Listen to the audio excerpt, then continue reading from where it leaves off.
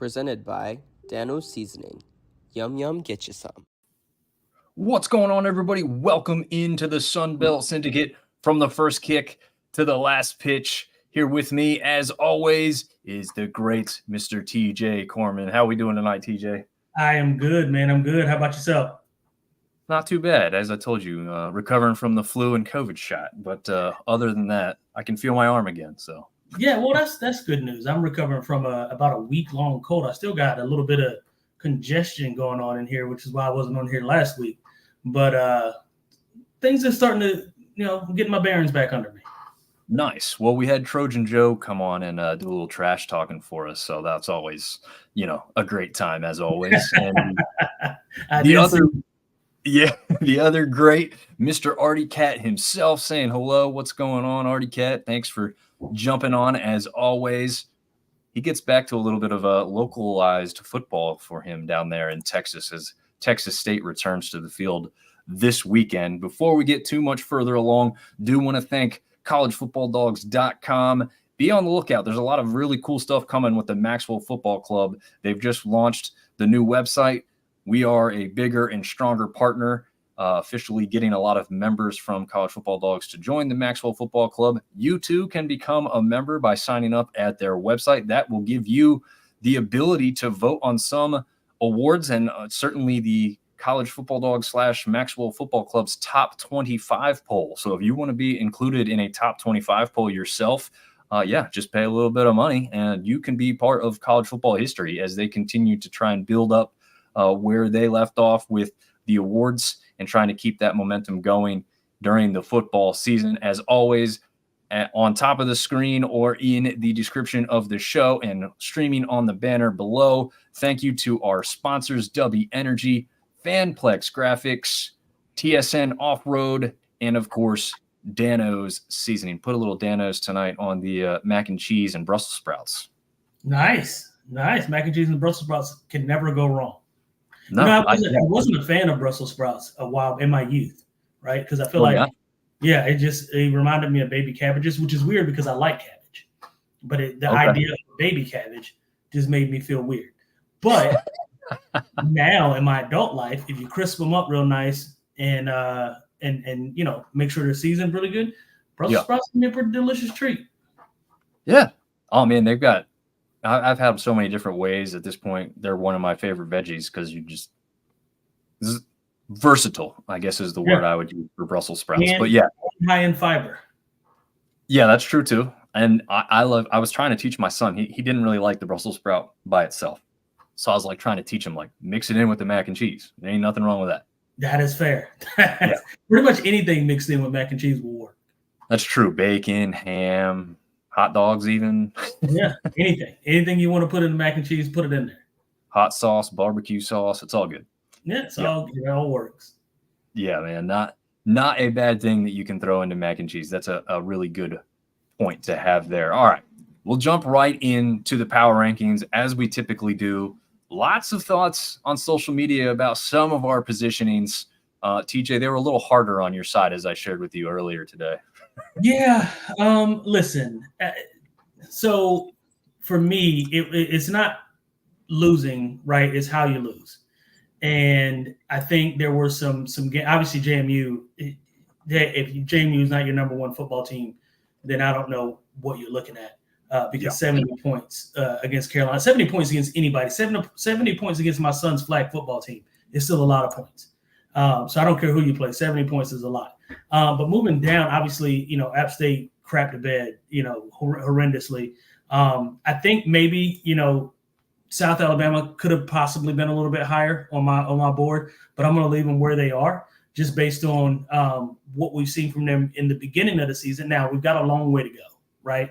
There's still a lot of time to be moving up the rankings. I think where a lot of the tragic, comments came was my 2, 3, and 4 slots, and rightfully so, right? I did like.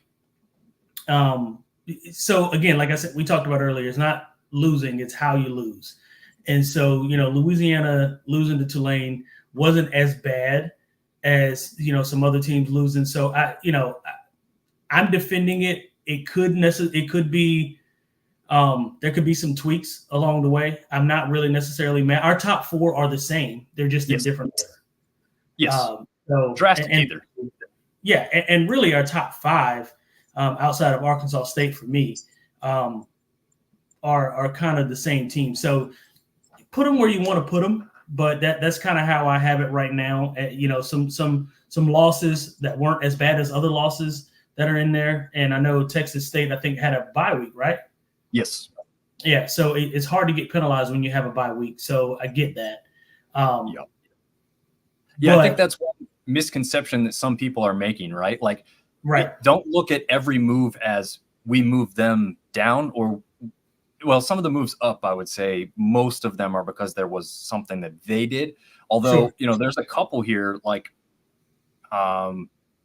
Troy and Georgia, like Georgia State didn't play and they moved up in both of our polls, but that's more of like South Alabama jumping ahead of them, I think, at least in one of ours, and other teams moving that caused them to actually move up or other teams to move down. Like, someone asked why, Texas State got punished. But it's like, well, they didn't get punished. That just the reward of someone else jumps them. Exactly. They automatically move down. There's nothing else we can really do. Right. That's exactly right. Yeah, I guess so. I think a lot of App fans thought that my ranking of them at 12 was okay. Was probably where they belong and stuff. So you have them at 8. What do you? And here's the thing that I was seeing a couple places. You have South Alabama, who hammered them at 7, and right behind them is App State at 8. So again, that's probably not. You didn't go in predetermined that you're going to rank them like that. That's probably how they just stacked out. But what is your reasoning by only having them one spot behind, I guess? So I guess the reason for that is because initially I think I had App State at like the 4th or 5th slot, right? Initially last week. Yes. And so my reasoning for that is I dropped them down another 4 slots, right, to the 8th position. And so for me, and then I had South Alabama, I think at like 11 last week. And that was based on who they didn't have at quarterback. And then I see what they look like with their starting quarterback, and so it wasn't so much, putting them back to back on purpose. I actually didn't even notice that until right now. It was more of, it was actually more of, okay, if you're at number 11, you get your starting quarterback back. What does that look? Can you beat JMU? No. Can you beat Deshaun Clears? Probably not. Maybe you can beat Louisiana. Maybe you can beat Texas State. There's a maybe in that 1 through 6 slot, in my opinion, based on how I've seen them play so far this year. And that's why they landed at 7 for me, is because, 2, I'm honoring record. And so that's just kind of how it all ended up. And to me, as far as App State at number 8, if I lined App State up right now, am I confident in App State? No, absolutely not, based on what I've been seeing. But do I think they can beat Georgia State? Yes. Do I think they could beat Marshall? Probably, but Marshall gave Ohio State a pretty good game, so who knows? ULM, I think they could beat. Troy has not been Troy lately. So I think they could probably beat Troy, and certainly ODU and Southern Miss with no wins. They're obviously ahead of them. So that's kind of my reasoning behind where they are. They probably got a little bit more love for me than they should have. But we'll see how this week plays out, and there could be some drastic changes coming soon. Yeah, definitely could be. Yeah, I think for both of us, the Jags jumped up quite a bit. I think maybe I had them as high as a 9 or 10.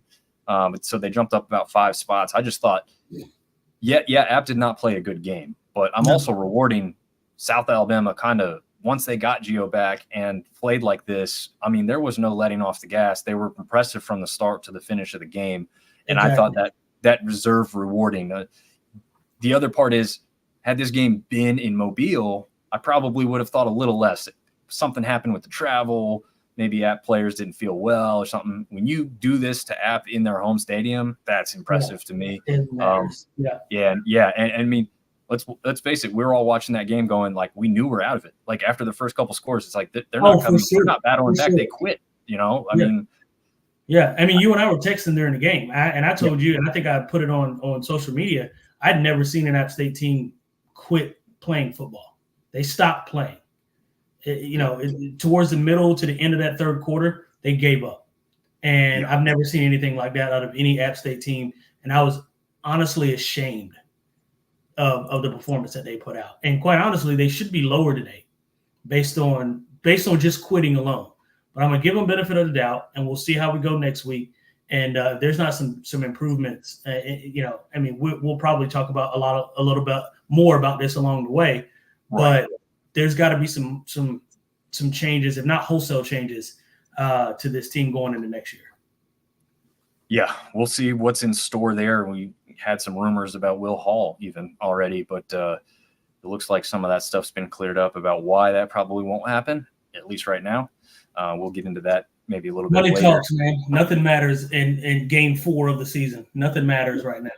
Yeah, and that's a very important aspect about what kind of is behind the fact that Will Hall is still the current head coach at Southern Miss at this time. But we've seen it before. We've seen App do it. We've seen Troy kind of do it, where it's a bad start and they hit their stride, and then they end up in a championship game, or at least going on a pretty big run to at least make a bowl game, and then win the bowl game, and everything feels fine, right? I mean, Sean Clark's kind of done that too, right? Where everyone, just a year or two ago, that same kind of thing was happening, sneaking up on him, where he's hearing the rumors, I'm sure, and then he goes out there and just gets it done.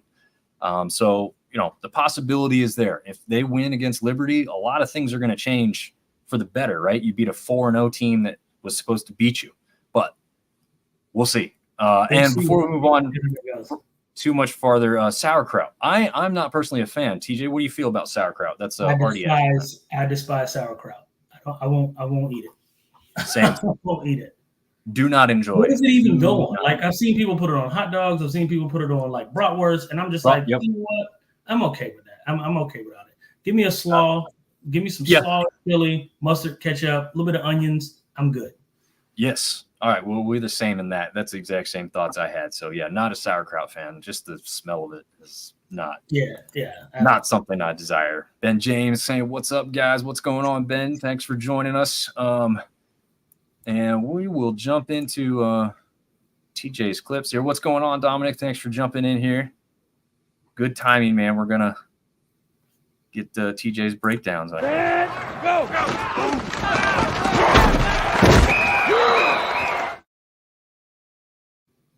All right.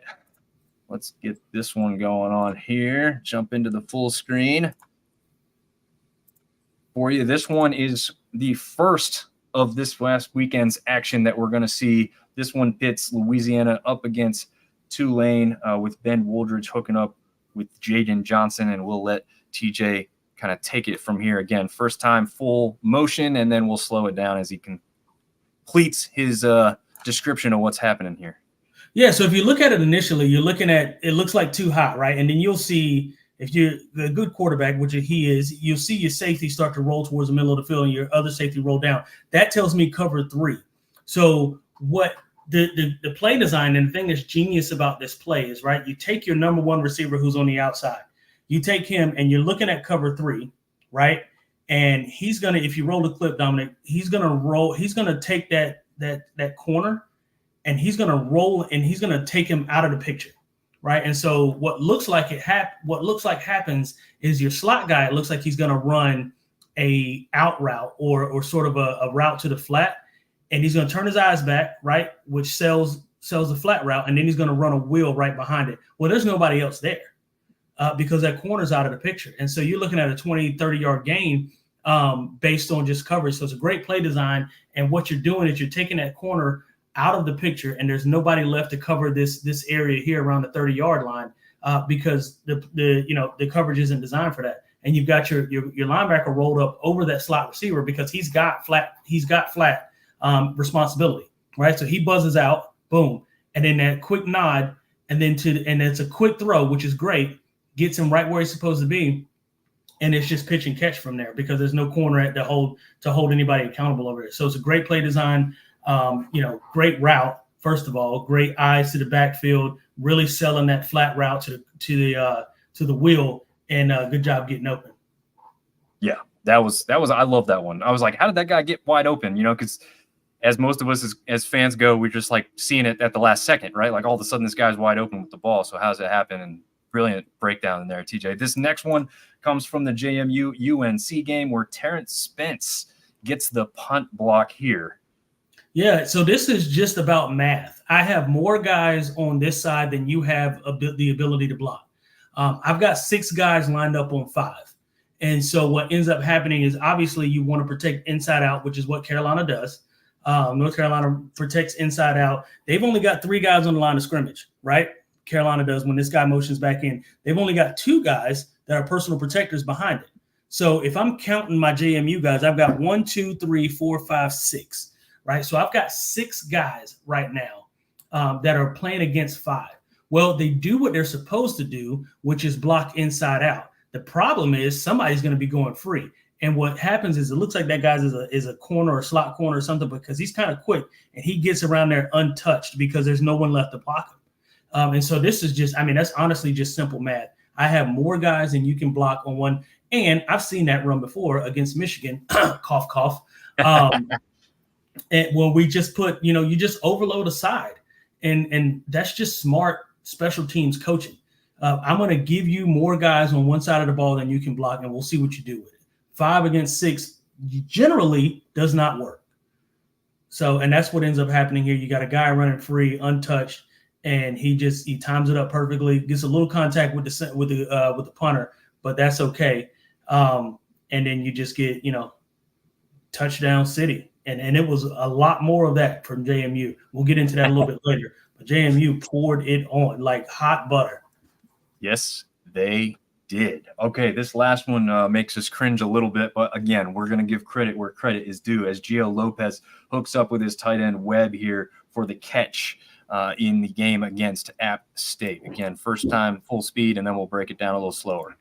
Yeah, so you take you got your I guess slot guy or your flat receiver. He's running out. App State right now is running sort of a zone. So what ends up happening is they take that inside receiver and run him across the field or run him sort of on an inside route. So he's occupying that safety. Well, this corner at the bottom of your screen, he's going to have to go out and check up with this with the motion guy, right? So watch the guy go in motion. Your corner is going to have to honor him because if not, he's going to be wide open. And so what that does is that leaves a hook route or a curl route, a hook route, however you want to call it. That leaves that wide open because safety's got to get back, right? And he hooks up right over the ball, right over that first down marker. And there's just a flat zone there. So, I mean, it's a great play call. And then just poor tackling. I mean, just absolutely atrocious tackling. There's 4 guys there. That's 4 guys. 3 of which get a hand on his jersey and nobody can bring him down. So not only do you catch it for 13, you turn it into about 17 or 18 because guys can't tackle. And that's been the story of App State all year is can you and we'll get into this, like I said, a little bit later, but can you tackle the football? And right now they just can't. I mean, but that's perfect ball placement, perfect route running. And it look 1, 2, third got to 3. I mean, come on, that's 3 missed tackles. Yep. He runs that for an extra 7 yards because our guys can't tackle. That's inexcusable. That's poor defense, and that's poor tackling. And that lets me know that you're not practicing tackling during the week, and that's inexcusable. I'm going to freeze frame it right where I feel like they should have made the tackle where he shouldn't have gained a single extra yard. Well, let's go right there. Yeah. How do you gain any extra yardage right there? I mean, one guy should have brought you down, but you can converge all 4 of those guys on that guy and not have him have a single extra yard. But instead, he gets out of all 4 of them. All 4. 2 hand tackles. 17 doesn't even try to make a tackle. Nope. He doesn't even try. And it's just it's poor. It's poor on all ends. It's not good football. And right now, we are suffering from lack of effort. There's some coaching issues that we're having as well, because a lot of times they say you can't coach effort, and I get that, right? But certain coaches make you want to play for them, and right now I don't feel like these guys are wanting to play for Sean Clark, and that's no shot at him. Right. I don't want anybody to take it that way. It's not anything personal, but his guys are not playing for him right now. They're not giving maximum effort. And as part of that, portal guys. Like, I mean, it's just, you didn't come up in the, like TJ, when you were there, nobody really transferred in and out at the rate and the numbers that they are now, right? I mean, you might have had a handful of new guys a year. It feels like, maybe. It feels like you could have, well, not feels like, we know there's rosters out there with 20 plus, 30 plus guys that are brand new. So it's like half a roster of new guys. Does that have any? That has nothing to do with effort, right? If you want to play, you want to play, right? And that's the thing. It's, are you going to play for the guy that's leading you? And that's the thing that it's kind of irking me the most, is because I would never question somebody's want to when it comes to playing football. You put padded jerseys on, you're out there, and you really want to play football, and I get that. But the effort that I'm seeing, that is effort football. Defense is all about want to. It's about effort. It's no different than blocking. It's no different than really anything that you're doing on the football field. Sometimes you might run a wrong route. Sometimes you might get a holding call. Sometimes those are things that I can live with. But missed tackles and people just 17 not running to the tackle, I can't live with that. Because that is effort. That is want to, and that's you not doing the job that you're assigned to do. And that will get you beat 100% of the time. That's a good point. It's very true. One thing that we wanted to also jump into here is our players of the week. And just like last week, where we had 2 Georgia State players, this week we've got 2 JMU guys. Shocking, right? When your team wins 70-50, right?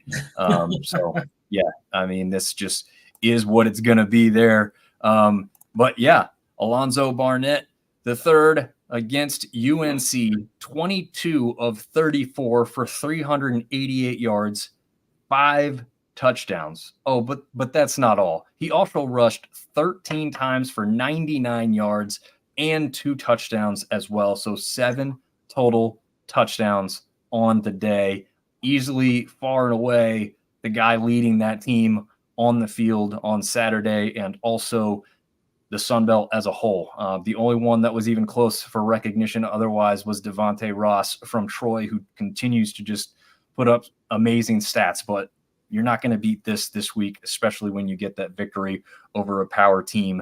If you want to call UNC a power team, they always underperform there. But yeah, this is our guy, and I don't think there's going to be any qualms from most people about picking him as our offensive player of the week, just like the Sun Belt did. And then defensively, it's a little bit of a different twist. Again, we don't really give out special teams here.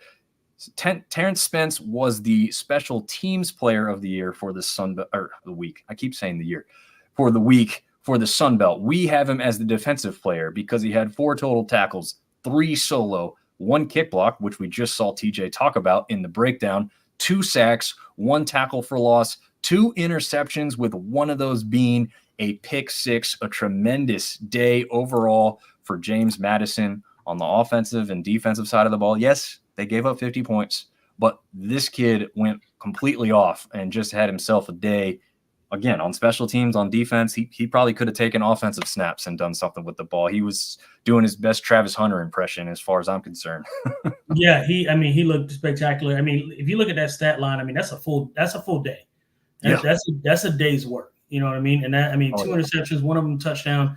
I mean, 3 solos, 4 total. I mean, that stat line right there is that'll win you football games. That stat line alone will win you football games. You get 2 guys doing that.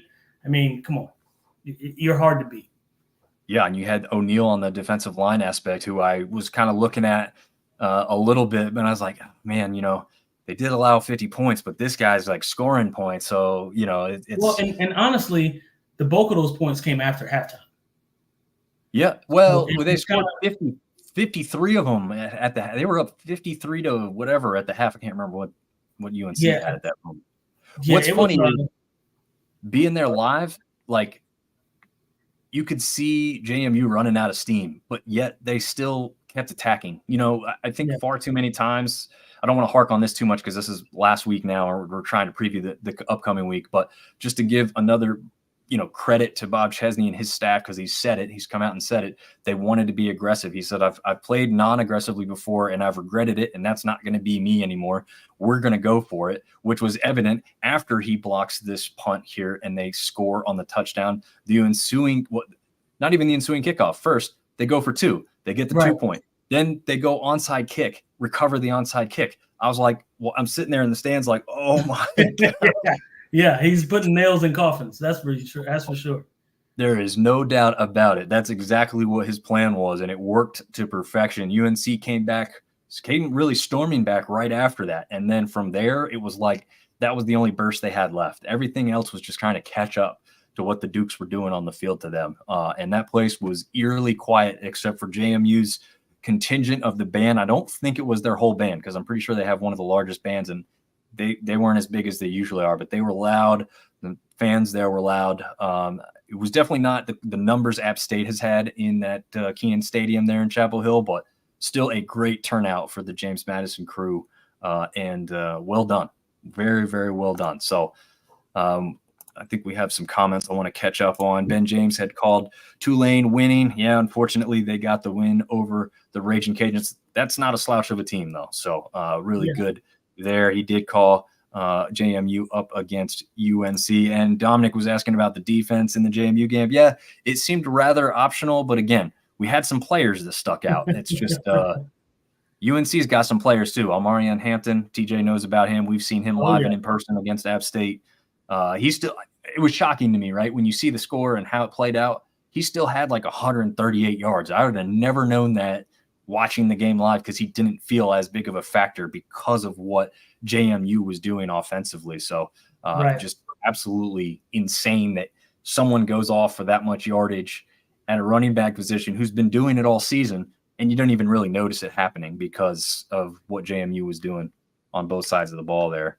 And James is saying he's glad Arkansas State has a bye before South Alabama. Yeah, anybody's going to need a bye against South Alabama, and we will talk about – oh, yeah, absolutely. So Week 5, we are here. The first matchup is James Madison against Ball State. This one gets us kicked off at 1:30 Eastern, 12:30 Central Time. Ball State just 1-2 coming in, and obviously James Madison after that big victory, a perfect 3-0. But they had some struggles.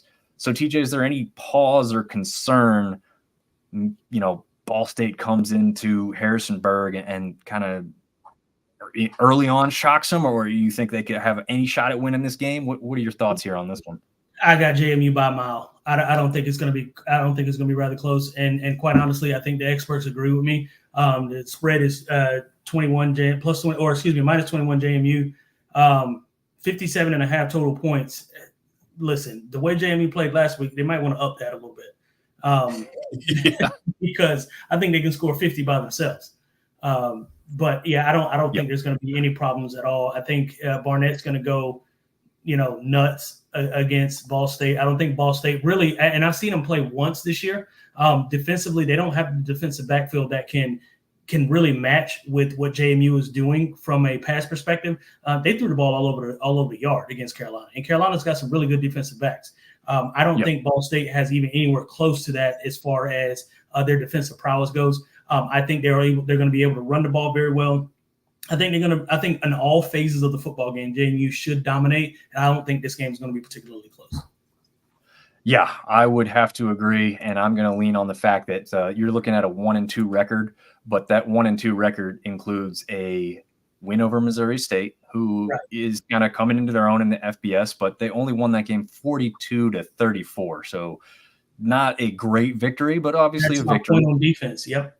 Yeah, and then Miami, no one in the world would have expected them to win, but they went down there and they didn't even score a point. They got shellacked 62-0. And then Central Michigan, who's also not a great team this year, they go and lose to them 37-34. So, yeah, I don't have high hopes for this matchup for Ball State. I do have high hopes that JMU can keep it rolling. However, I will say, they have the ability, as we've seen, to put up a ton of points. I wonder if they maybe aren't as aggressive because they, maybe don't feel they need to be. And it keeps not the game plan necessarily conservative, but the scoreboard a little more conservative than what we saw. Like the need that they need to have explosive plays all the time to like shock, a power team. Like they don't feel that same need, but it'll be interesting because Chesney said he's not going to kind of play conservative. I was getting ready to say, based on what Chesney said and based on what I saw, it looks like he's trying to put foots on throats. And it looks like if that's happened, if that is in fact the case, because listen, JMU has a point to prove. They lost damn near their entire roster last year, right? So they're looking to prove a point that we can rebuild, we can restructure, and we can retool. And so if that is in fact the mindset and the case going into it, every game for them is a statement game. And if I can beat you 50-3, then guess what I'm going to do? I'm going to beat you 50-3. And so honestly, I think I'd be shocked if JMU didn't put up 40 points. I'd be absolutely shocked. Yeah, no, I think 40 is definitely realistic. I just don't know if another 70 banger is on the way, or it could be. It would not shock me at all. It's just I could see it just being a little bit more of a, hey, we don't have to go crazy here. Like our guys are a little tired from last week kind of thing still, but we'll see. Again, I don't think it's going to be a close game. I'm not saying that at all. I just, maybe not as aggressive and going after punts and all that kind of stuff, but we'll see. Artie Cat says, I have an old late night at Ball State t-shirt with David Letterman, who went to school there. Yeah, for those that don't know, the most famous alum far and away from Ball State is David Letterman. So pretty interesting fact for those who did not know that going in. It's one of the weird facts that I do actually know. The next game up on the slate for the Sun Belt this week pits Texas State against Sam Houston State. And to note, this is a neutral site game at NRG Stadium in Houston. So expect big contingents for both fan bases, really. And also to note, Sam Houston State 3-1 coming into the season, with Texas State being on the bye last week. They come in at only 2-1, but this may be the matchup of the week.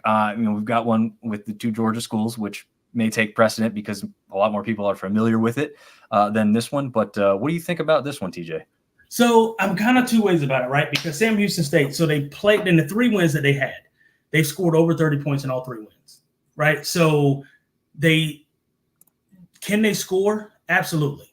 I don't think that Texas State is going to be as weak of a defense as they've seen. I mean, they beat New Mexico State, they beat Hawaii, and they beat Rice. Like, I'm not impressed by those wins. Now, the one loss that they did have was a considerably bad loss, if you want to call it, at 45-14 against UCF. Now, UCF is a very good football team down in Florida, so it's kind of hard to kind of figure out and take away things from that game.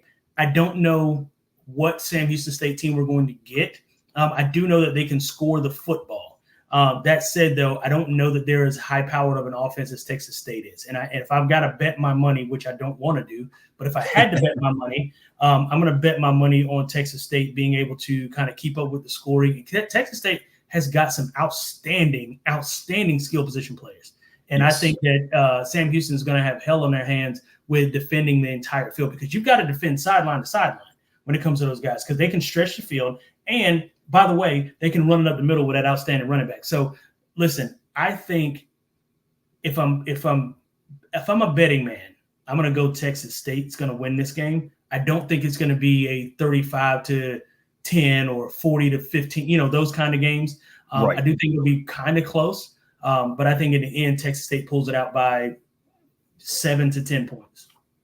Yeah, that's what I agree with you. The spread, I don't know if you mentioned it, but it's 8 points in favor of Texas State. I'm not touching that with a 10-foot pole because, like you said, they could win by 7 or they could win by 3. And I just don't know if I trust it just enough. And part of that is because of what we've seen from them earlier this year with, Lamar 34-27, a little bit of a shocker as far as how close that game was. UTSA, they exploded for 49 points, and they defensively looked fantastic by only allowing 10. So absolutely great job. That was kind of that JMU UNC type of game where you're just like, what happened? Because last week you didn't look like this at all. And then they came out and looked great against Arizona State, who was looking great until last week, obviously. But they only lost that one 31-28 with a great chance to win that one at the end. So, yeah, I mean, I do favor Texas State for sure, partly because we do what we do here as Sunbelt fans. But I also think that they should be able to beat and get by Sam Houston State. But, yeah, I do have a little pause of concern about, putting money on this one for any reason. So I would shy away and not give any expertise on that one. But Artie Cat's got some interesting things to share. He says, this seems like a game pushed by the Texas State University system for our 125th anniversary. That being said, from 1915 to 2011, we did play 93 games, known as the Battle of the Piney Woods, which I didn't previously know. I knew all about. That's a nice bit of history. Yeah, it is. And I knew all about the I-35 rivalry with UTSA, but this one seems like it's older. It's just probably gone away a little bit because Sam Houston State was in FCS and Texas State had left a while ago.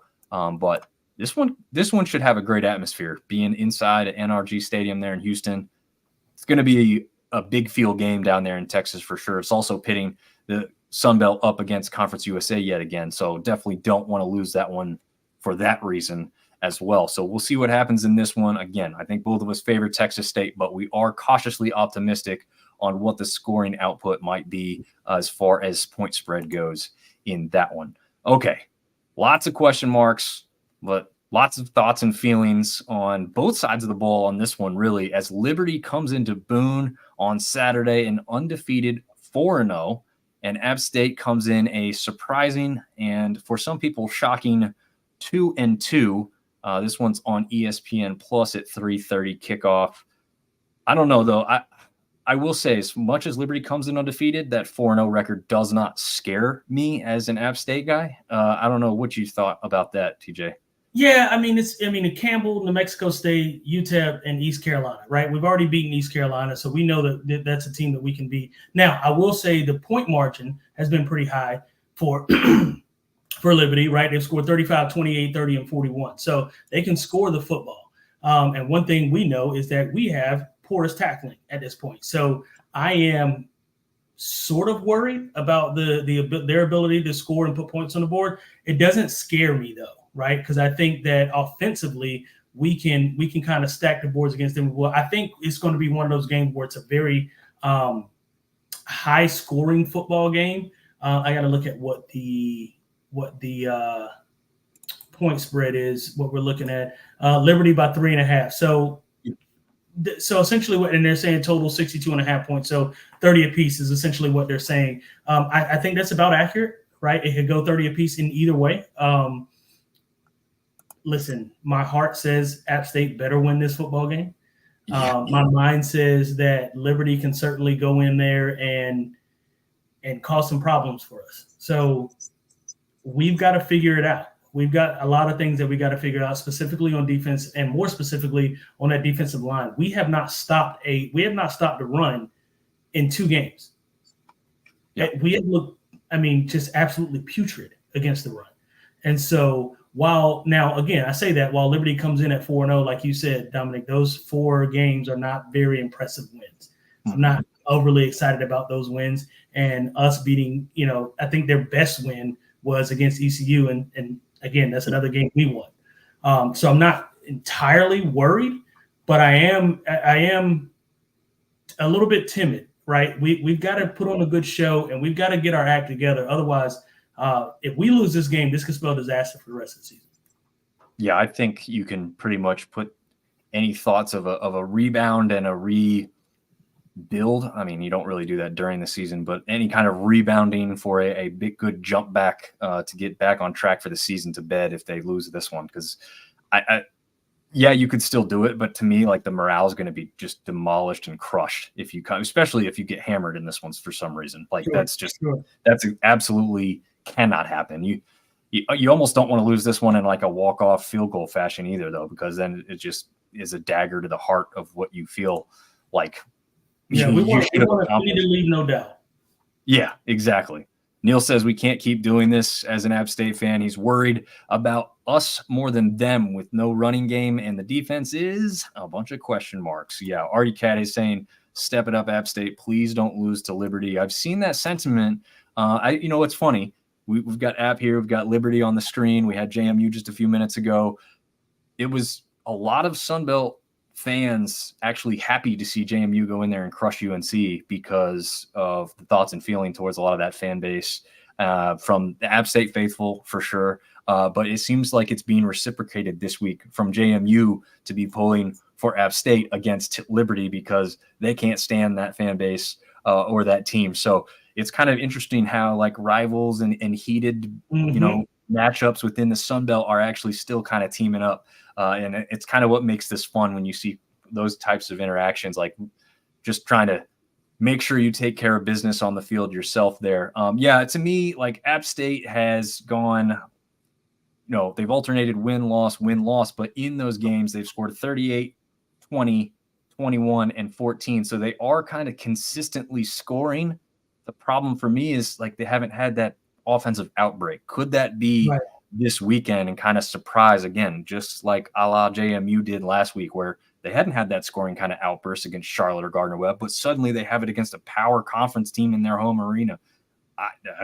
Nobody saw it coming. I went to JMU fans at halftime. Yeah, no one. They were all blown away. Every single one of them. Not a single one was like, I knew we could do it. We could put it together. They were all pleasantly shocked and surprised, obviously.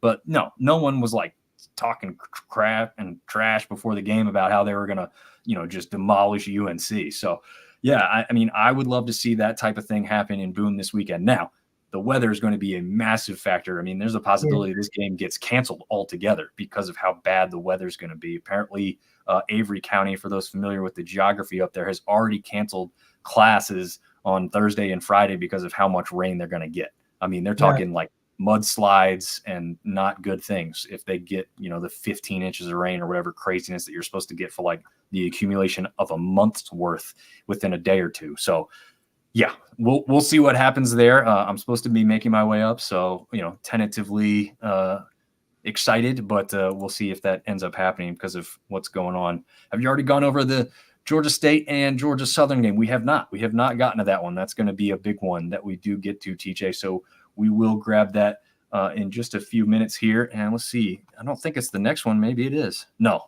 We have one that's actually taking place only about an hour and a half at the most down from Boone there in Winston-Salem, North Carolina, as Wake Forest plays host to the Ragin' Cajuns of Louisiana. Cajuns come in 2-1, again, undefeated before that loss to Tulane last week. Wake Forest comes in a disappointing 1-2, but I wouldn't say shocking at all. TJ, you've probably seen Wake on the local television, of course. We've obviously seen some looks of what the Cajuns have on the field this year. What are you thinking in this one? Who are you favoring? Yeah, I mean, listen, I'm favoring the Cajuns, and I'm going to favor them, obviously, with my heart, but also my head, because I'm looking at the wins that the win that Wake Forest has had against North Carolina A&T. Now, they didn't manage to score 45 points, but they gave up 13. Now, the game against Virginia was pretty tough. It was kind of nip and tuck the entire game. I don't know what to make of Virginia yet, and so I'm on the fence about how good of a loss, if you want to call a loss good, but how good of a loss that might have been. And obviously, they were supposed to lose against Ole Miss. I mean, that is what it is. So I don't know what to make of Wake Forest right now. Their win that they had, they were supposed to win. The two losses that they had, one of which could have gone either way. The other one they were supposed to lose. So I don't know what to expect out of them. That said, though, if I'm looking at, Louisiana's schedule, kind of the same thing, right? Grambling, Kennesaw State, and then they lost to Tulane. The game they were, again, a game that they could have kind of went either way. And the two that they won big, and they were supposed to. Only gave up 10 points. So it's kind of a battle of two teams that did exactly what kind of should have happened, if you want to call it that, to this point. I think athletically, the Cajuns are better as far as top-line athletes. I think the difference is going to be if there's any injuries and who gets tired first, right? Because if the Cajuns get tired first, Wake Forest, obviously, from a recruiting perspective, this, their first and second lines are going to be a little bit different than the Cajuns' second line. So I'm picking the Cajuns, obviously, with my heart. But again, I think, just based on pure talent, I think Louisiana can pull this one out. Yeah, I'd agree. I think the ground game there with kind of a two-headed running back tandem so far. Bill Davis really come on strong here in the later weeks, and Perry was kind of the workhorse back at the beginning of the season. It feels like now they're both kind of equal there. Not a crazy amount of touchdowns. There's 3 total touchdowns between the two of them. But I do feel like they could help establish that run game. I don't have any fear about what the Cajuns can do defensively against the Wake Forest offense. I don't feel like that Wake Forest offense is very explosive.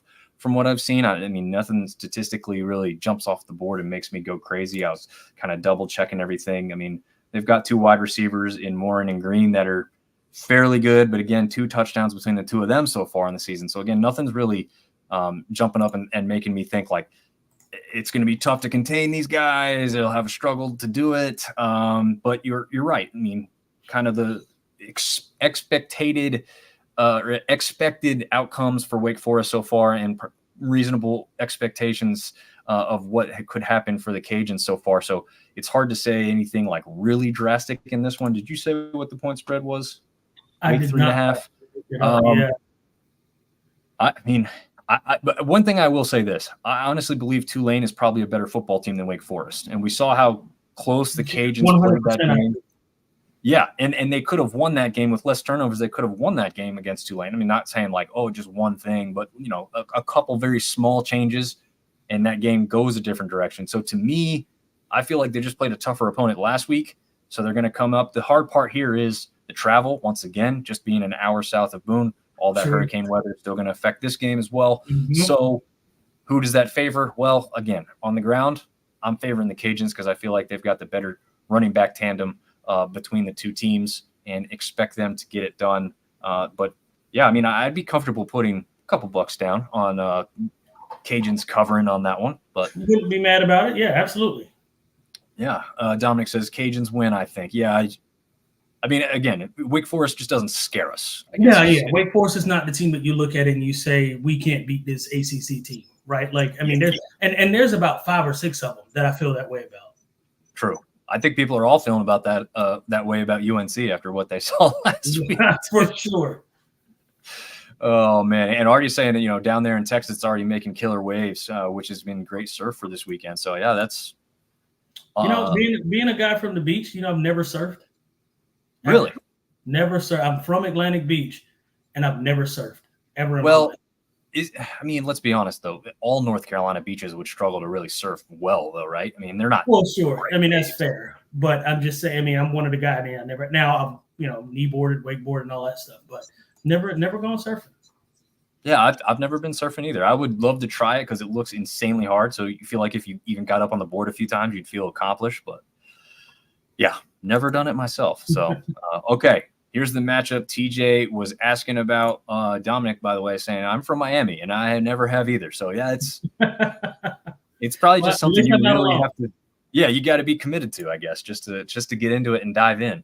Okay, the Battle of the Blues, the heated, the hated. They're calling it the Georgia Grown matchup, which is like, I don't know, it's not the worst name, but like, just talk about the hatred, please. I know Georgia State put out a statement saying, please don't talk about the hatred. They got torn to shreds for that, TJ. I'm not sure how much of that you saw online. But, I did not see that, but yeah, they were like, yeah, it's like the politically correct stuff. Like, oh, please we don't hate anybody. You know, we don't focus on the matchup. We have this new name for it. It's like, just call it what it is. It's good old fashioned hate. These people don't like each other. They're from the same state. They both think the other one can't win the game.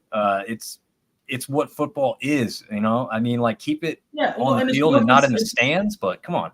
Right, and it's North and South Georgia, right? You got Atlanta versus the South, right? I mean, it is exactly what you want it to be. Savannah is a team and a place down there in the I say country. It's not necessarily country. It's on the beach. Right. But it's a place that they take pride in the athletes that they have around there, and they try to recruit from around where they're from. And so a lot of these guys have played against each other in high school. A lot of them know each other personally. So it is going to be a game where they're going to try to show each other up. I mean, I think personally, I mean, if I've got to pick a guy or pick a team or a standout, I'm going with French. I mean, French he's got almost 1,000 yards passing right now on the season. Yes. It's only been 3 games. Right. And he's got 6 touchdowns, only 1 interception. Right. Yeah. So he's averaging 2 touchdowns a game. Only 1 interception on the season and almost 1,000 yards. So if I got to pick a guy that's going to just go completely off, I'm picking French from Georgia State, Georgia Southern. And I think, honestly, if I've got to pick with my head, I'm thinking Georgia Southern's going to pull this one out.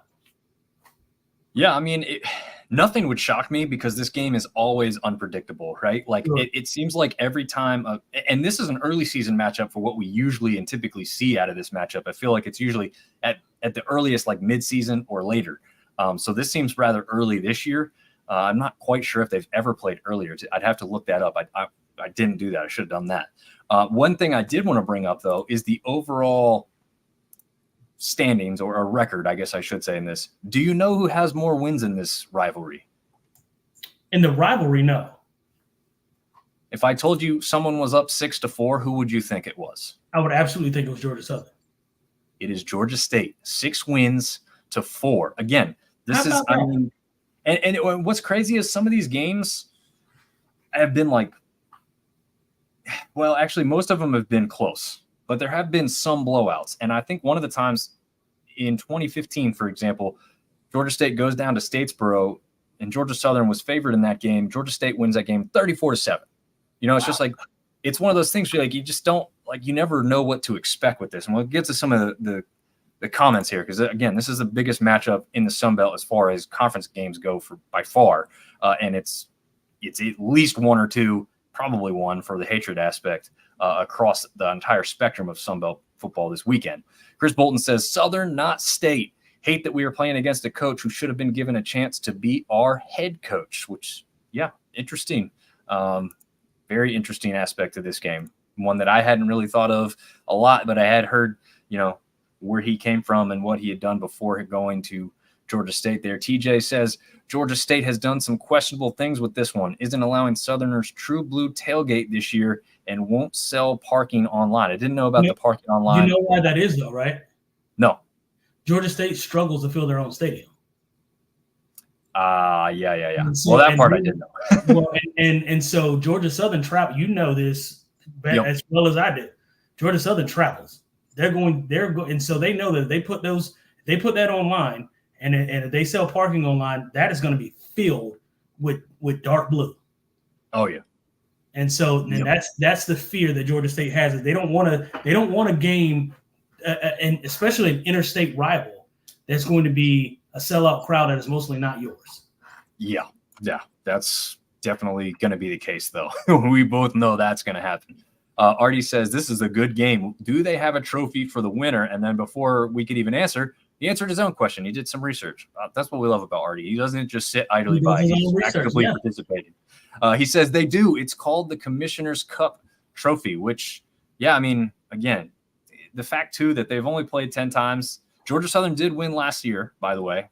They won 44-27. So that one was a little bit of a blowout fashion there. But yeah, I just don't know how confident I am in Georgia State just yet. Yes, they had the good victory against Vanderbilt. Vanderbilt's not as amazing as some people may have thought after that quick start that they had. And Georgia Southern's been pretty impressive. To note that one interception that French has thrown came against the number 5 team in the country, Ole Miss. Yeah, not a big right. Yeah, and other people have pointed out Georgia Southern's the first team to score a touchdown on that Ole Miss defense all season. Yeah, and also Georgia Southern put up 45 points against a really good Boise State football team. Now, they gave up 56, and that happened. But they put up 45 points. That tells me that they can score the football. Yes, and TJ's coming back saying Georgia Southern has bought most of their tickets. Stadium will be mostly Georgia Southern as long as it doesn't get canceled. I'll be there. Yes, again, sadly, yet another game where we've got to think about that being a real concern, unfortunately. Chris is saying our right tackle is the only player to ever transfer from one to the other. Yeah, that's an interesting aspect on that. I did not know that part. So that is another really interesting aspect. I mean, you've got Kevin Swint and Abraham over there on the linebacking core. You've got Vaylor here at the quarterback position. They've got some people that have made some plays and had some games. Can they put it all together? Because I feel like that's what it's going to take for Georgia State to step up and win this game, which will, like you said, TJ and the other TJ, that this will feel possibly more like a home game for Georgia Southern. Right. If the weather's not too much of a factor. I mean, if the weather's really bad, I could see a lot of people just bowing out and saying, I'm not making the trip when I got to sacrifice my safety on the roads. And that's the unfortunate part that we will have to, battle across the spectrum of games this weekend, unfortunately. So let's get back to this one real quick. We've got Georgia State as the 3.5-point favorite. Mm-hmm. Woo. I don't know. I don't know how I feel about that. Like I said, I'm picking Georgia Southern to win. Again, point total is 58.5, so we'll call it 59 points or 60 points if you want to call it that. I think both teams are capable of scoring 30. If you're talking 30-28 or 31-28, either way, I'm not going to be surprised, but I'm going to pick Georgia Southern. Yeah. The only pause or concern I have as far as picking Georgia Southern is kind of the running game. I still haven't seen, kind of like App State so far. Like, it hasn't been explosive. It hasn't been super impressive. Now, Jalen White pictured here is a great running back. But yeah, I was going to say, but they may not have to. I mean, the way Fridge is tossing the ball around the yard, sure. I don't know that they have to run the ball as effectively as we think they should. Well, and not only that, but, ever since Helton's been there, they have been an air raid offense. They haven't been predicated on the run like the old school Georgia Southern teams of the past. So we did know that was not going to be, a massive focal point. But as a tool to help, further that spread look and getting downfield a little easier, I'd like to see it be a little bit more successful to force you to maybe stack the box and some short yardage things and catch somebody surprise over the top. But we'll see. I mean, this game, I think this one's going to be fun to watch because I think there's going to be a lot of aggression and going for everything they can. You know what I mean? Like, it's going to be like this JMU UNC type game where it's like you're going to have to stay aggressive to win this game. You can't sit back and react because you're going to lose it if you sit back and do that. Yep. TJ says, would like to see us stop the run and not give up over 100 on the ground. I mean, Georgia State's the kind of team I feel like you could stop on the ground and have some success there. Where they could beat you is at the quarterback position because he is capable of getting out of the pocket, scrambling for yardage that way. Artie Cat said the official name is the Georgia Grown Bowl instead of Modern Day Hate. Yeah, technically it was the Modern Day Hate. I knew it was hate in the title. I couldn't remember the exact title. Modern Day Hate, and now they're going with Georgia Grown Bowl. Modern Day Hate just sounds so much better. Way better. Way better. Way, way, way better. Yes. Okay. Now we've got Georgia. Oh, I'm stuck on the Georgia stuff. Western Michigan coming in at 1-2 with a mirror image of one another, and Marshall also sitting at 1-2. This one also on ESPN Plus at 3:30. This one's kind of like an older rivalry. I don't know if it's a rivalry. Older matchup they've had. A toss-up for me, man. Listen. So they both have got losses to Ohio State, right? Yeah. What are you going to do, right? Yeah.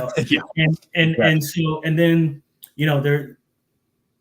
there's Wisconsin for Western Michigan. They lost to them, and then for Marshall they lost to Virginia Tech. So it's like, both losses are Power 5 losses, or I guess now Power 4 losses. But then the wins are Stony Brook and Bethune-Cookman. So what are we doing, right? It's literally like you said, they're looking in the mirror at each other. These are two teams that are extremely evenly matched. I think, what's the point spread? What are we looking at? -3 for Marshall. Yeah, I think that's fair. That's fair, yeah. I mean, and the game is in Huntington, West Virginia. So, listen, It's at Marshall. I'm going to go with the home team. I'm not solid on this pick at all because I'm looking at two teams that look just like each other.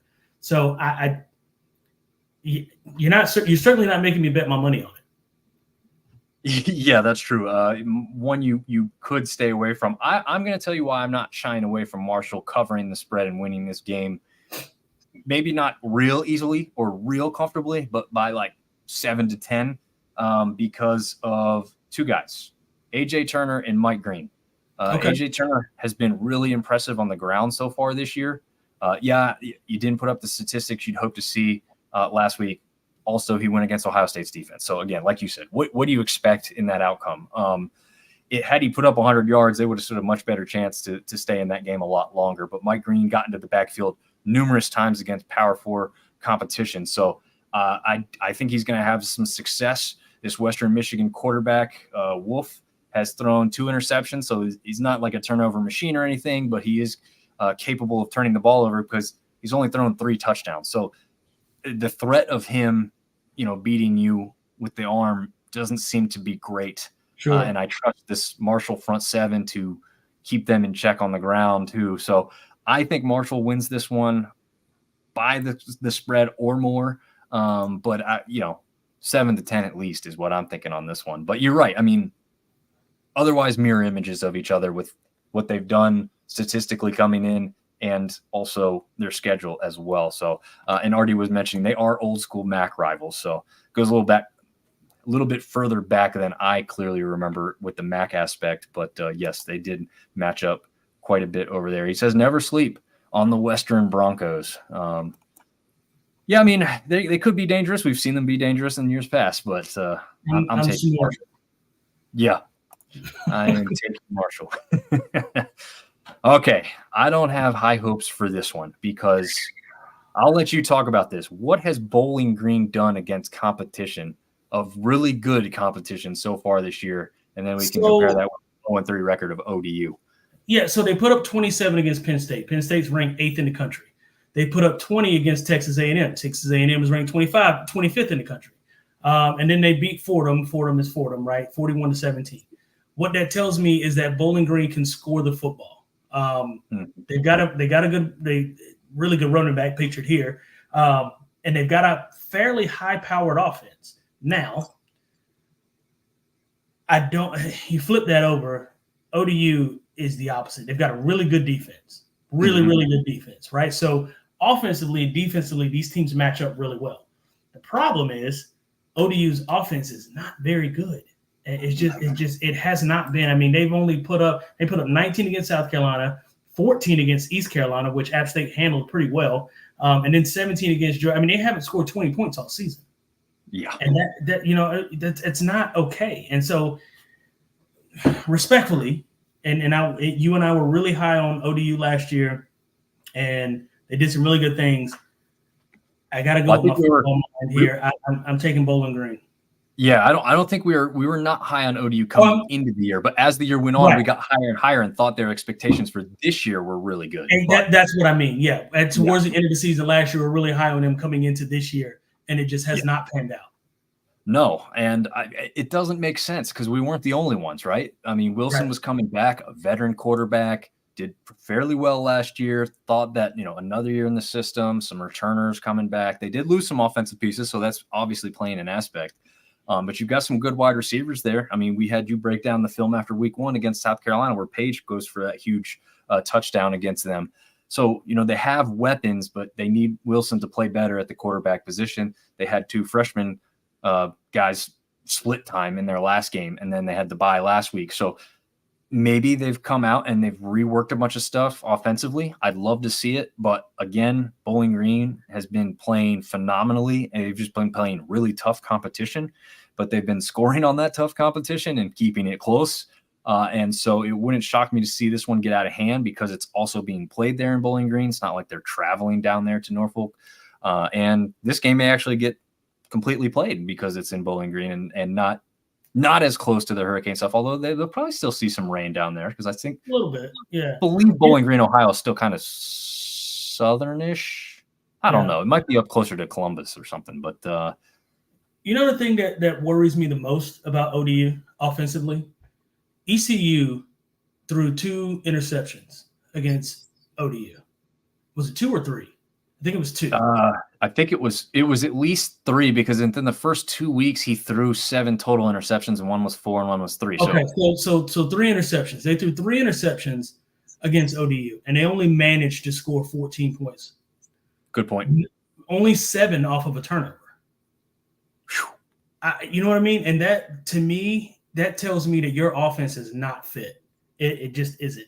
If my defense hand platters me, the ball inside of the opponent's 50-yard line, I'm going to at least get 3 points out of that. That means twice they did not even score a field goal out of all of those 3 turnovers. That I can't confidently go into this saying that ODU has any kind of an edge offensively, and Bowling Green has put up really good points against really good football teams. I don't think ODU wins this game, and honestly, I wouldn't be shocked. And I think you alluded to this earlier if it got out of hand. Yeah, no, I agree with you. Unfortunately, I agree with you. I mean, the only thing that I have hope for is that ODU can keep them in check defensively. But even if they do that early, it's going to wear on you if your offense can't stay on the field to get them some rest, right? Because the more that they get run out there and get tired, the less, you know, the less they're going to be good at stopping you even further down the line type of thing. Jag Nation Radio guys jumping on saying, howdy, fellas. Yeah, we're going to get to South's chances against LSU here in a few minutes. Artie Cat is saying Bowling Green quarterback has thrown for 672 yards versus no conference team so far with 3 touchdowns. Not too shabby. Yeah, I mean, probably the most impressive 1 and 2 team in the country. Yeah, for sure. And that's the credit to the teams that they played, though, right? Yes. I mean, when you take a look at their schedule, Penn State and Texas A&M, and you manage 20 and 27 against both of those teams, you're not doing too bad. No, this is a team that I would favor to come out of the MAC at this point. I mean, I know a lot of people were really high on Northern Illinois. I was never high on them. I don't know how the hell they got put into the top 25 with 1 victory against a team that is every single year vastly overrated in Notre Dame. I mean, it's a great victory for them. I'm happy for them and proud that a group of 5 team got a victory like that. But I mean, I never truly believed that they were going to go on this magical run. We know the MAC's not easy to win. We've played a bunch of MAC teams in bowl games, right? So, yeah, I was never as high up on Northern Illinois. But this team right here, I have a lot of trust in this team. And unfortunately, again, against the Sun Belt team this week, I'd be picking against us in that aspect. Okay, another conference matchup as ULM matches up against Troy. ULM, who would have said this coming into the season? ULM comes in with the winning record at 2-1. Troy comes in with the losing record at just 1-3, but they are getting hot at the right time. I feel like they competed very well against Iowa, which is a very strong defensive team. They put a pretty good offensive outburst there and played pretty well defensively. And then they came out and beat Florida A&M, who's a feisty FCS team in the Rattlers. But it'll be interesting to see what happens in this one. How much of that ULM Texas game did you stay tuned in for, TJ? Maybe halfway through the second quarter, and then I turned it. You stayed longer than I did. Yeah, it got bad. It got bad quick. But I mean, look, you're talking about Texas, who is in the driver's seat to win a national championship. Them in Georgia and Alabama. So I mean, you're talking about teams that are really, really good football teams. So but listen, ULM has they beat Jackson State. Pretty good win. They beat UAB, fairly decent win. The thing that I'm impressed with is that they did what they were supposed to do. Scored 30 and kept them from scoring, right? Now, Jackson State scored 14. Jackson State is a pretty good football team. And, there was a little bit of a legacy left behind from Coach Prime, right? Some of those guys that are there are really good football players. And so they did what they were supposed to do against those teams. Again, they were supposed to lose against Texas. All the other teams beside maybe 3 in the country are supposed to lose to Texas. So I'm not entirely shocked by that. Then if you move over to the other side of the bracket, you're watching, Troy. I mean, he lost to Nevada, very, very close football game. Memphis is a tough team. Memphis is one of those teams that, could be on the brink of that 12th spot, right, in terms of the college football playoffs, them and Boise State. So I'm not surprised at that loss. And then they scored 21 points against Iowa, whose Iowa's traditionally had a really good defense. So, look, it's kind of one of those games that could be a toss-up. If I got to bet my money, I want to bet it on Troy, just based on what Troy has been traditionally. But I've been fairly impressed with ULM to this point. Yeah, I've been fairly impressed with them. And I will tell you right now, I am looking at a black screen, so I can hear you. And I think we're going along swimmingly. I can't see anybody's comments. Well, I'm just going to be up front. So if anything looks weird or anything, I think I can keep everything else rolling.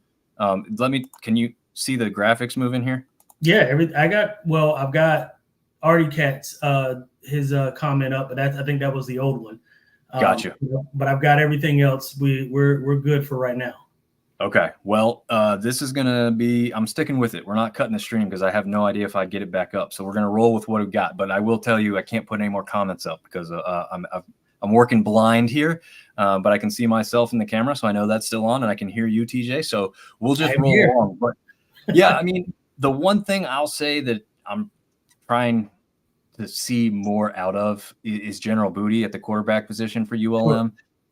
I knew we weren't going to see anything, drastic or major against Texas. It just wasn't going to happen. We knew what we had coming into that game. Unfortunately, I was hoping it would be a little bit closer in the first half, I guess. But, you knew ultimately where that was going to head. I just think Troy is kind of, like I said, kind of opened this one up, is kind of coming into their own. Now, do I think they're the Troy from the past 2 seasons? Absolutely not. I don't think they're there yet. But I think by the end of the season, they could be looking a lot like that because I think they have the talent on the roster and they've got the head coach in place. It's just whether they're putting it all together at the right time or not. But yeah, I mean, they're playing at home in this one. Goose Crowder's kind of warming up there. Again, Ross is just, you're not stopping him. So how much does he score and how many yards does he go for is really the big question mark there. ULM's biggest game so far is just pounding it up the middle with the running backs, and Hardy's kind of the lead back at that point.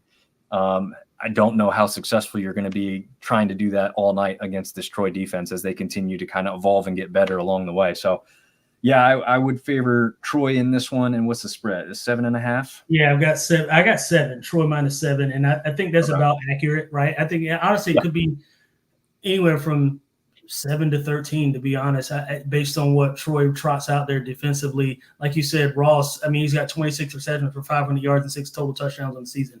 It's not one of those things where he's going to be easy to stop. So if Troy gives us any resemblance of a defense, I think offensively Troy has enough firepower to kind of put ULM out pretty quickly. I don't want to say quickly, but certainly put them out by midway third quarter, going into the fourth quarter. It should be Troy's football game. Now, you're not going to make me bet any money on it based on what I've seen from Troy so far. That said, though, I think you and I both agree Troy should win this football game. Yes, absolutely. I do think that they should win this football game. And I think, again, the guy pictured here with Ross, you stop him on special teams, stop him on the field, but you're not – I mean, slow him down, I guess, is what your best bet is because you ain't stopping him. No, that ain't happening. Phenomenal talent. All right, and I just want to make sure you're seeing now the last matchup, the South Alabama versus LSU, number 14. I don't have the graphic, but it is the last matchup, so I do know what I'm looking at. So we're good. All right. Yeah, I don't know what. It's all good. We'll go with it. Last one. No, I just wanted to make sure it looked like it was going to work, but I'm telling you, I'll take a picture for you personally, TJ, so you see what I'm trying. You're in a very tiny box, but like you're not moving, so it's like frozen, and there's not even a screen. Anyways, Saturday night, the nightcap, SEC Network, 7:45 Eastern, 6:45 Central. South Alabama, a shocking 2-0 in a good way here lately, goes into the other Death Valley at number 14 LSU, who comes in at 3-1. Do we continue to see an explosive offense for South Alabama, or do we think the Tigers can slow down the Jaguars in the Battle of the Cats? Yeah, so look, South Alabama's had a pretty good run to this point. I don't want to sound like a homer being an LSU fan, but this is a different ballgame. I played in that stadium. I know what goes on in Tiger Stadium. I don't think this is going to be particularly close. I think LSU should win. Now, that said, I think LSU might have a little bit of a problem with South Alabama's quarterback. I don't think he's fast, but he's certainly hard to bring down. He's a tough tackle, and he's very accurate with the football. So I do think he's going to make some good plays. I just don't think that it's going to be enough for them to keep it close. I think it might be close maybe halfway through the second quarter of the football game, but I don't think it's going to be one of those games that you're going to look at this and say, oh, man, South Alabama. If you look at the box score at the end of the game, you're going to say, well, that first quarter is probably pretty close. Second quarter, they kept it, and then third and fourth quarter is probably, you're going to look at it and say it was a runaway. LSU with Gus Nussmeier, I think, right now he's got 1,247 yards and 13 total touchdowns to 2 interceptions. Yeah, that's crazy. It's kind of insane, and I don't think that the Panthers are going to have enough defensively to stop him or even slow him down. Yeah, that's the question, right? I mean, South Alabama's defense has kind of come up along with the offense here lately, but you haven't seen anything like the Tigers' offense as of yet. So it is going to be tough to stop. Now, I think this could be one of those score fest things, though, if Gio Lopez can just get loose and play like he has been playing. But if the Tigers can bottle him up, it's going to be a long night. I'm hopeful, though, that that's not the case. I hope he continues to look a little like Patrick Mahomes and Lamar Jackson while he's out there, beating him with his legs and with his arm. And Bothwell continues to just blow me away as a true freshman running back. We saw him against App State and what he did there, incapable of going down, essentially, especially on that one touchdown run that he had. And then Pritchard at the wide receiver position. Yeah. A lot like Ross. I mean, he's probably right there neck and neck, 1 and 2 in this conference as leading receivers go. And that's going to be the thing, the wide receivers, the tight ends getting open for Lopez, because if he becomes one-dimensional and only can beat you with his feet, then again, that's going to be the tough aspect. LSU is not going to allow you to just run all over them. It's like you said, you've played there, you've been there, you've gone up against the athletes that LSU continuously puts out there on the field. It's not going to be easy, but I would love to see them, I don't know, go into half with South Alabama leading this game somehow. I mean, I would, how many people would just start talking? Could it happen? Is it really possible type of thing? It's probably a lot like people saw the scoreboard when you guys went into Michigan and were leading at the half, and they're like, what is going on? So I think a lot of people might be tuned into the SEC network if this one's close early on, because a lot of people are going to want to see how that one goes down. I mean, I'll be checking back and forth on the game. Like I said, there's a bunch of other games going on that I'll be watching and staying in tune to. But I think this will be one of those games. Like I said, listen, it'll be for South Alabama. It's going to be one of those things where they come out and they give them their best punch early, or they come out and find out that they're overmatched and they kind of tuck their tails. And and I hate to say that because I don't ever want to call any team a quitter. But you as a coach, you know what you have, right? You know what you got, and you don't want to get, you've got a lot to look forward to this season as a football team, and I'm not going to get my best guys hurt trying to make a statement against a team that we're down 21 going into halftime against. Right. Yeah. Just not the situation you want to be in for sure.